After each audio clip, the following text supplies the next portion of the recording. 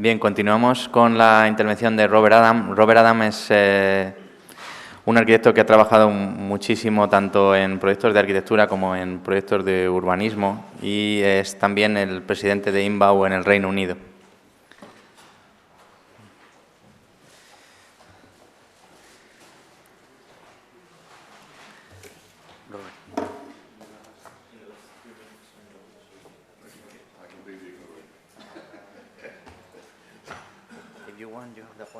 No, I don't do it. Well, leave it there just in case I need it. For Okay. the slides, Okay. do you want me to... No, I'll do it. I'll do it.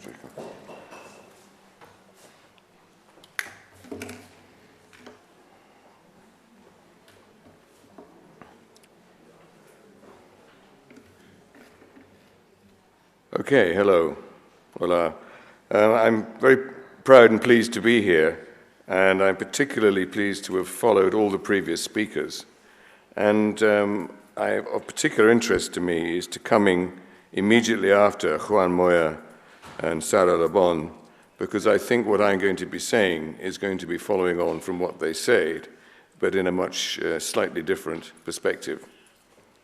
The beginning of this is a quote from Cicero, in case you didn't know. Now I start off with this diagram. I'll explain this diagram. It's the last diagram I'm going to show, the first and the last. This is taken from the American philosopher William James, who, unlike all other philosophers before him, decided that the present was not just an infinitesimal moment between the past and the future, but the present was a specious present, is what he called it, and he believed it lasted about 12 seconds. It's like you could listen to a piece of music and you have to remember the last few notes and you have to anticipate the next note to understand the melody. I find this quite useful. I've expanded the idea because it sort of explains our relationship with the past and the future. Now, I shall just briefly talk about the future because if we're making places, the fact is we are making them for the future. This is unavoidable. You're making something new, or you're adapting something, but you're doing it for the future. Of course, modernist philosophers make a great deal of this. They say, Danny Libeskind constantly says he's making the future. Well, this is a boring fact, but he makes a great deal of it. But we're not really very good at the future. Here are a few future projections. This is, in 1900, what they thought New York would look like, on the top left. And on the bottom is a still from the new Blade Runner film, which just looks like Dubai with rain. The top is particularly good. This was the House of the Future from 1956, and this is what was supposed to be like in 1981. We had a lucky escape, I think, particularly with the clothing. And of course, they couldn't really get it right because the wife is still doing the cooking and the husband is still reading the newspaper, because we're inevitably locked into the present. And at the bottom is a Star Trek city called Komar, supposed to be set in the year 2376, which looks faintly familiar. But the Kumaris apparently were a race of technophobes with no interest in the arts. Well, okay, I think they got that right. So, we're not really very good at the future because the only thing we know about the future for sure is we don't really know what it is. We know a little bit in the short term. In fact, the past is what we have, is all that we have. If we actually take the present literally as a moment, all we have is the past. And our past is our memory of the past. And that's how we deal with the past. There's nothing else. That's it. And memory, of course, and memory and place are intimately connected. Here are two responses to the Second World War. One is the Old Market Town place in Warsaw, where they realized that the memory was of such great importance that they actually reconstructed it from being virtually totally destroyed. It is not, in fact, absolutely identical, but they reconstructed it so the memory was clear. And this is very important because of the destruction that had taken place. For some reason in Britain, we didn't take this view. The one on the bottom was in Plymouth, which was destroyed, and we decided the memory was not important and created a terrible place. where the only memory now is a sort of horror of just what a terrible place it is. It's been there long enough to have its own memory, but unfortunately that memory is not a pleasant one. But we're very used to the idea of memory and creating places for memory. Here is the Peninsular War Monument from Porto, which I particularly like because it's a lion destroying a chicken or a rooster, a chicken representing France, of course. And, but that was done in 1909 specifically to commemorate that. And the other is to the Altare della Patria, or the Vittorio Emanuele monument in Rome, to effectively to say, excuse my English, sod you to the Pope, and it actually was made a very prominent position in Rome. So the state and organs of the state make monuments and memorials. I've just discovered that our English word for memorial does not necessarily apply to death or to, but actually is more wide use.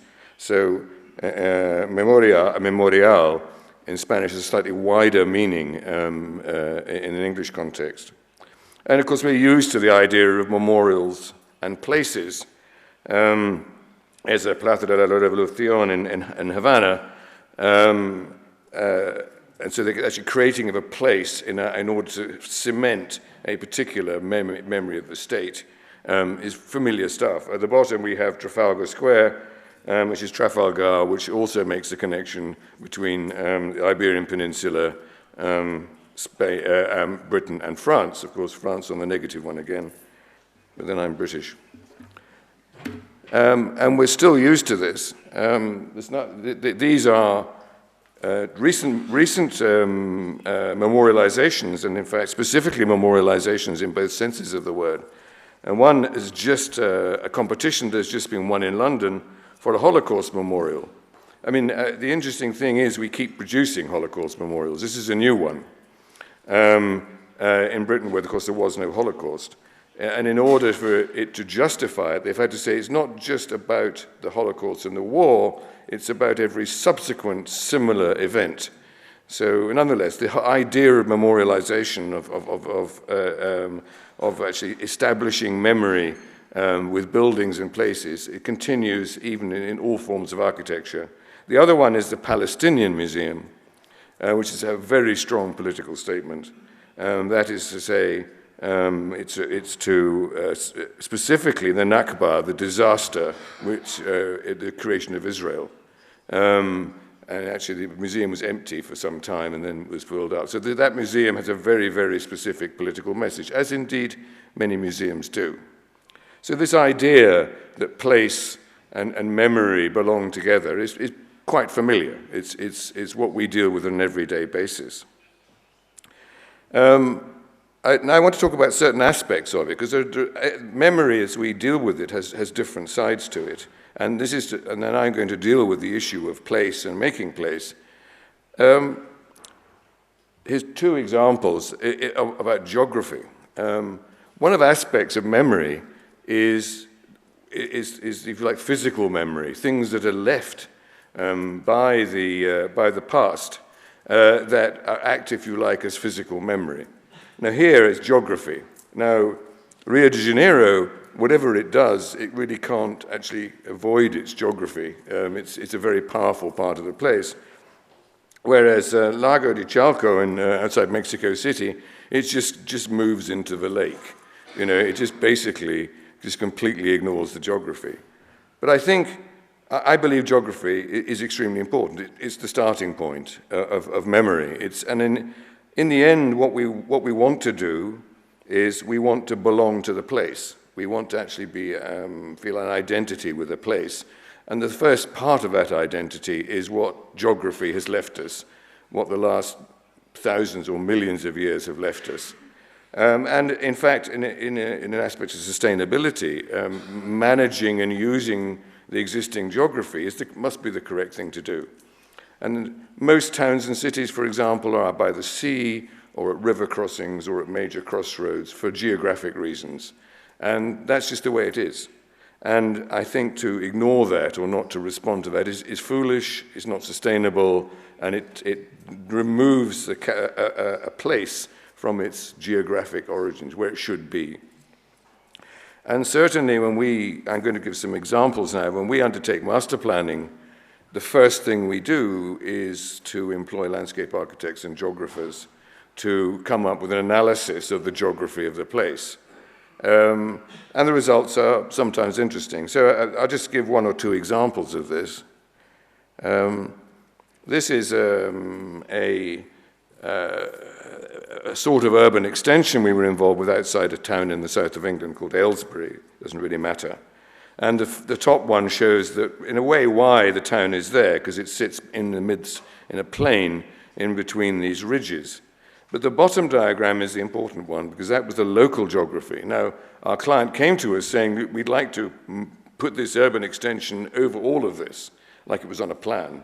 But when we looked at the geography, when we actually examined the geography, this was clearly the wrong thing to do, is that there was a plain, there was actually an historic village on one side, and there was a slight rise on the other, and these were the places in which to create effectively two local centers, one of which was an historic center which has sort of disappeared, which we restored, and the other was to create a new center.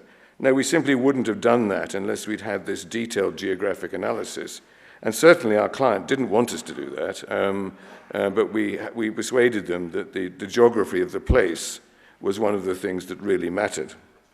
And there is the result, the master plan and some of the images.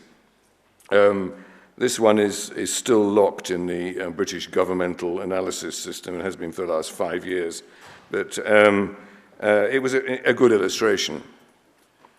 Another one was a village outside Dover, the south of England, the port of Dover, and the south of England, which made the mistake of voting for the wrong political party, and so they decided it should have 6,000 new homes around it.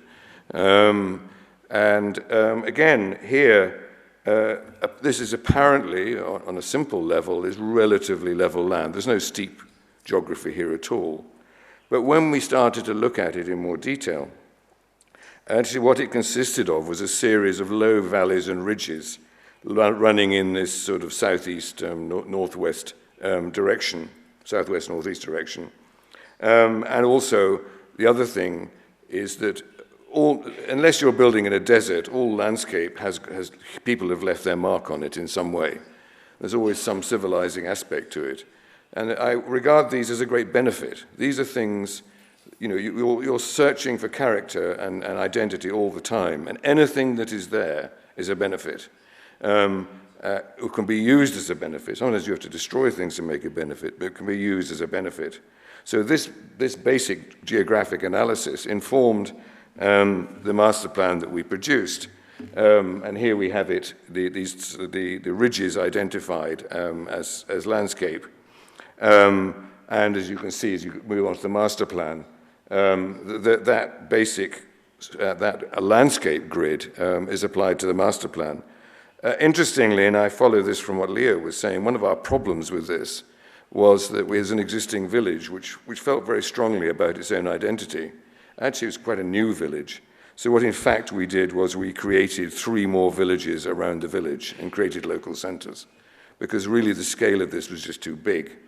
And the other thing that happened with that was it enabled us to phase the development in a satisfactory way. So you would do one before you did the next, before you did the next. These things take a long time. This would take at least 20 years to build out, at least 20 years. But the geography was the thing that informed this. And then when we go down to the smaller scale, this is a small part of it. In fact, I think I put a square around it on the bottom right.